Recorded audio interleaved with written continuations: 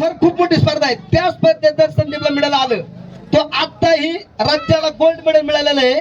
तो आता राज्य सेवेच्या परीक्षेसाठी 5% आरक्षणला आहे.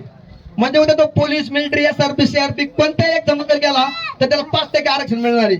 परंतु त्याला जर राष्ट्रीय स्पर्धेला मेडल आलं, थर्ड, सेकंड किंवा गोल्ड कोणताही येऊ द्या, तो केंद्रीय सेवेला दादा पात्र ठरणार आहे.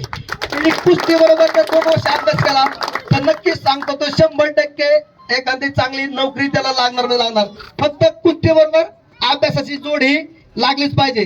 त्यामुळं 100% सुरेश आणि अण्णा दादा ही पोर अशी म्हणजे आमचे जेवकी प्राण आहेत.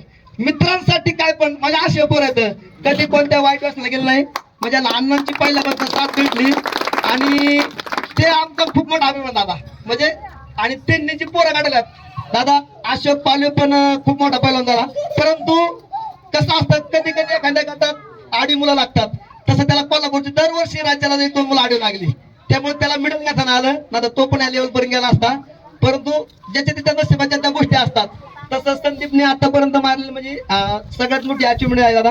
इथं जर मेडल मिळालं तर नक्कीच त्याचं करिअर होणार आहे. आणि आता पण तो करिअरच्या रेलला आहे. फक्त पहिलवानकी बरोबर संदीपची मेहनत म्हणजे दादा